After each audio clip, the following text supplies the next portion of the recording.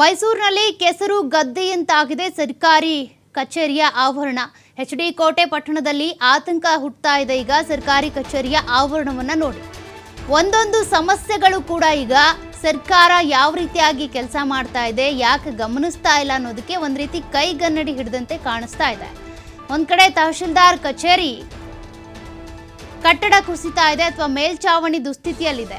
ಇನ್ನೊಂದು ಕಡೆ ನೋಡಿದ್ರೆ ಸರ್ಕಾರಿ ಕಚೇರಿ ಆವರಣದಲ್ಲೂ ಕೂಡ ಅದೇ ರೀತಿಯ ಅವ್ಯವಸ್ಥೆ. ಇದು ರಾಜ್ಯ ಸ್ವನಿರೀಕ್ಷಕ ಹಾಗೂ ಗೃಹ ರಕ್ಷಕ ದಳ ಕಚೇರಿ ಬಳಿ ಇರುವಂತಹ ದುಸ್ಥಿತಿ. ಮೈಸೂರಿನಲ್ಲಿ ದಿನದಿಂದ ದಿನಕ್ಕೆ ಹೆಚ್ಚುತ್ತಿರುವಂತಹ ಡೆಂಗಿ ಪ್ರಕರಣಗಳು. ಹೀಗಿದ್ರೂ ಕೂಡ ಸರ್ಕಾರ ಎಚ್ಚೆತ್ತುಕೊಳ್ತಾ ಇಲ್ಲ. ನಿನ್ನೆ ಡೆಂಗಿಗೆ ಹುಣಸೂರಿನಲ್ಲಿ ಆರೋಗ್ಯ ಇಲಾಖೆ ಸಿಬ್ಬಂದಿಯೇ ಬಲಿಯಾಗಿದ್ದಾರೆ. ಆರೋಗ್ಯ ಅಧಿಕಾರಿಯೇ ಸಾವನ್ನಪ್ಪಿದ್ದಾರೆ. ಸಾವು ಸಂಭವಿಸಿದ್ರೂ ಕೂಡ ಯಾಕೆ ಎಚ್ಚೆತ್ತುಕೊಳ್ತಾ ಇಲ್ಲ ಜಿಲ್ಲಾ ಆರೋಗ್ಯ ಇಲಾಖೆ ಅನ್ನುವಂಥ ಪ್ರಶ್ನೆ ಈಗ ಹುಟ್ಕೊಳ್ತಾ ಇದೆ. ಗುಂಡಿ ಬಿದ್ದಿರುವಂಥ ಆವರಣವನ್ನ ಸರಿಪಡಿಸದೆ ಅಧಿಕಾರಿಗಳು ನಿರ್ಲಕ್ಷ್ಯವನ್ನ ವಹಿಸ್ತಾ ಇದ್ದಾರಂತೆ.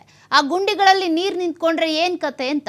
ಸೊಳ್ಳೆಗಳ ಆವಾಸ ಸ್ಥಳವಾಗ್ಬಿಟ್ಟಿದೆ ಈಗ ಕಚೇರಿ. ಹೀಗಾಗಿ ನಾವೆಲ್ಲ ಕಡೆ ಹೇಳ್ತಾ ಇರ್ತೀವಿ, ಶುಚಿತ್ವವನ್ನು ಕಾಪಾಡ್ಕೊಳ್ಳಿ, ಸುತ್ತಮುತ್ತಲಿನ ವಾತಾವರಣವನ್ನು ಕ್ಲೀನಾಗಿ ಇಟ್ಕೊಳ್ಳಿ, ಎಲ್ಲೂ ಕೂಡ ನೀರು ನಿಲ್ಲುವಂತೆ ನೋಡ್ಕೋಬೇಡಿ, ಹರಿಯುವಂಥ ನೀರಾಗಬೇಕು, ನೀರು ನಿಂತ್ಕೊಂಡ್ರೆ ಅಲ್ಲಿ ಸೊಳ್ಳೆಗಳು ಉತ್ಪತ್ತಿ ಆಗ್ತವೆ ಅಂತ. ಆದರೆ ಈ ರೀತಿಯಾಗಿ ಸರ್ಕಾರಿ ಕಚೇರಿಯಲ್ಲೇ ಇಂತಹ ಪರಿಸ್ಥಿತಿ ಆದರೆ ಯಾರಾದರೂ ಮಾದರಿ ಕಚೇರಿ ಅಂತ ಹೇಳ್ತಾರಾ? ಇದಕ್ಕೆ ಕಚೇರಿಯ ಆವರಣವನ್ನು ನೋಡಿದರೆ ಕ್ಲೀನ್ ಆಗಿರೋದನ್ನ ನೋಡಿದರೆ ಸಾರ್ವಜನಿಕರು ಎಚ್ಚೆತ್ಕೊಳ್ತಾರೆ, ನಾವು ಕೂಡ ಕ್ಲೀನ್ ಆಗಿರಬೇಕು ಅಂತ. ಆದರೆ ಕಚೇರಿಗೆ ಬರುವ ಜನಸಾಮಾನ್ಯರಿಗೆ ಈ ಕಚೇರಿಯಿಂದಾನೇ ಸಾಂಕ್ರಾಮಿಕ ರೋಗ ಹರಡುವಂಥ ಭೀತಿ ಕೂಡ ಎದುರಾಗ್ತಾ ಇದೆ.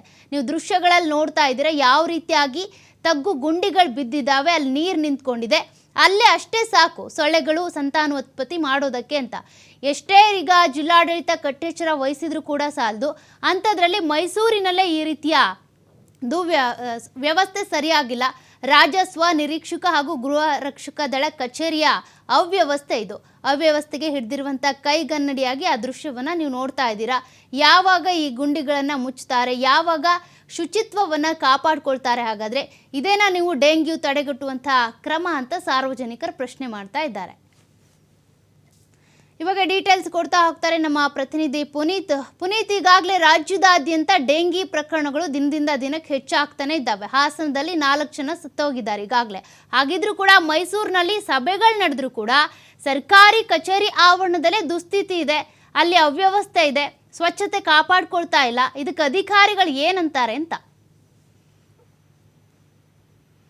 ಈಗಾಗಲೇ ಮೈಸೂರಿನಲ್ಲೂ ಕೂಡ ಡೆಂಗ್ಯೂಗೆ ಆರೋಗ್ಯ ಇಲಾಖೆಯ ಅಧಿಕಾರಿಯೇ ಸಾವಿಗೀಡಾಗಿರ್ತಕ್ಕಂಥ ಘಟನೆ ನಡೆದಿದೆ. ಇಷ್ಟಾದ್ರೂ ಕೂಡ ಎಚ್ಚೆತ್ಕೊಳ್ತಕ್ಕಂಥ ಒಂದು ಕೆಲಸವನ್ನ ಇಲ್ಲಿ ಅಧಿಕಾರಿಗಳು ಮಾಡ್ತಾ ಇಲ್ಲ. ಯಾಕೆಂತ ಹೇಳಿದ್ರೆ ಈಗ ನಾವು ಕಾಣ್ಬಹುದು, ಆ ಒಂದು ಸರ್ಕಾರಿ ಕಚೇರಿಯ ಆವರಣವೇ ಈಗಾಗಲೇ ಏನು ಈ ಒಂದು ಸಾಂಕ್ರಾಮಿಕ ರೋಗಗಳು ಹರಡುವಂತಹ ಒಂದು ವಾತಾವರಣ ಇರ್ತಕ್ಕಂಥದ್ದು ಅಷ್ಟರ ಮಟ್ಟಿಗೆ ಹದಗೆಟ್ಟಿದೆ ಅಲ್ಲಿನ ವಾತಾವರಣ. ಇದಕ್ಕೆ ಮುಖ್ಯವಾಗಿ ಎಚ್ಡಿ ಕೋಟೆ ತಾಲೂಕಿನ ಒಂದು ಪಟ್ಟಣದಲ್ಲಿರತಕ್ಕಂಥ ರಾಜಸ್ವ ನಿರೀಕ್ಷಕ ಹಾಗೂ ಗೃಹ ರಕ್ಷಕ ದಳದ ಕಚೇರಿ ಏನಿದೆ, ಈ ಒಂದು ಕಚೇರಿಯಲ್ಲಿಯೇ ಸಾಂಕ್ರಾಮಿಕ ರೋಗಗಳು ಹರಡುವಂತಹ ಒಂದು ವಾತಾವರಣ ನಿರ್ಮಾಣವಾಗಿರ್ತಕ್ಕಂಥದ್ದು. ಜೊತೆಗೆ ಸೊಳ್ಳೆಗಳ ಈ ಒಂದು ಕ್ರಿಮಿಕೀಟಗಳ ಈ ಒಂದು ಸಂತಾನೋತ್ಪತ್ತಿಯ ಒಂದು ಕೇಂದ್ರ ಕೂಡ ಇದಾಗಿದೆ ಅಂದ್ರೂ ಕೂಡ ತಪ್ಪಾಗ್ಲಿಕ್ಕಿಲ್ಲ. ಮಳೆ ಬಂದಂತಹ ಸಂದರ್ಭಗಳಲ್ಲಿ ಇಲ್ಲಿ ಹೆಚ್ಚಿನದಾಗಿ ನೀರು ನಿರ್ತಕ್ಕಂಥದ್ದಿರಬಹುದು. ಇದರಿಂದಾಗಿ ಹೆಚ್ಚಿನದಾಗಿ ಇಲ್ಲಿ ರೋಗಗಳು ಹರಡುವಂತಹ ಒಂದು ಭೀತಿ ಎದುರಾಗಿದೆ. ಮುಖ್ಯವಾಗಿ ಈಗಾಗಲೇ ಅಧಿಕಾರಿಗಳು ಹಲವಾರು ಬಾರಿ ಅಧಿಕಾರಿಗಳಿಗೆ ಅಲ್ಲಿ ಬಂದಂತಹ ಜನರು ಕೂಡ ಇಲ್ಲಿ ಆವರಣವನ್ನ ಶುಚಿತ್ವಗೊಳಿಸ್ತಕ್ಕಂಥ ಒಂದು ಕೆಲಸವನ್ನು ಮಾಡ್ಬೇಕು ಅಂತ ಹೇಳಿ ಹಲವಾರು ಬಾರಿ ಅವ್ರ ಗಮನಕ್ಕೆ ತರುವಂತ ಒಂದು ಕೆಲಸವನ್ನು ಮಾಡಿದ್ದಾರೆ. ಇಷ್ಟಾದ್ರೂ ಕೂಡ ಅಲ್ಲಿರ್ತಕ್ಕಂಥ ಅಧಿಕಾರಿಗಳು ಇದರ ಬಗ್ಗೆ ನಿರ್ಲಕ್ಷ್ಯವನ್ನು ವಹಿಸ್ತಕ್ಕಂಥ ಒಂದು ಕೆಲಸವನ್ನ ಮಾಡ್ತಾ ಇರ್ತಕ್ಕಂಥದ್ದು. ಹೀಗಾಗಿ ಮತ್ತಷ್ಟು ರೋಗಗಳು ಹರಡುವಂತಹ ಒಂದು ರೀತಿಯ ಆತಂಕ ಇಲ್ಲಿ ಇರತಕ್ಕಂಥದ್ದು ನಾವು ಗಮನಿಸಬಹುದು. ಆ ಒಂದು ಸರ್ಕಾರಿ ಕಚೇರಿಯ ಆವರಣದ ಸುತ್ತಲೂ ಕೂಡ ಎಷ್ಟರ ಮಟ್ಟಿಗೆ ಅಶುಚಿತ್ವ ತಾಂಡವವಾಡ್ತಾ ಇದೆ ಅನ್ನೋದು ಸ್ಪಷ್ಟವಾಗಿ ನಮ್ಗೆ ಕಂಡು ಬರ್ತಾ ಇದೆ. ಈಗಲಾದ್ರೂ ಕೂಡ ಅಧಿಕಾರಿಗಳು ಎಚ್ಚೆತ್ತುಕೊಳ್ಬೇಕು. ಆ ಒಂದು ಸರ್ಕಾರಿ ಕಚೇರಿಗೆ ಬರತಕ್ಕಂಥ ಜನಸಾಮಾನ್ಯರಿಗೆ ಹೆಚ್ಚಿನದ ಸಮಸ್ಯೆ ಆಗದಿರೋ ರೀತಿಯಲ್ಲಿ ಅಲ್ಲಿ ಶುಚಿತ್ವವನ್ನ ಕಾಪಾಡತಕ್ಕಂಥದ್ದಿರಬಹುದು. ಜೊತೆಗೆ ಈ ರೀತಿಯಾದಂತಹ ಅವ್ಯವಸ್ಥೆ ಏನಿರುತ್ತೆ ಅದನ್ನ ಸರಿಪಡಿಸ್ತಕ್ಕಂಥ ಒಂದು ಕೆಲಸಕ್ಕೆ ಮುಂದಾಗಬೇಕು ಅನ್ನೋದು ಈಗ ಸಾರ್ವಜನಿಕರ ಒಂದು ಒತ್ತಾಯ ಕೂಡ ಆಗಿರ್ತಕ್ಕಂಥದ್ದು. ಈಗಲಾದ್ರೂ ಕೂಡ ಅಧಿಕಾರಿಗಳು ಎಚ್ಚೆತ್ತುಕೊಳ್ಬೇಕಾಗಿದೆ. ಸೌಖ್ಯ, ಥ್ಯಾಂಕ್ ಯು ಪುನೀತ್ ಡೀಟೇಲ್ಸ್ಗೆ.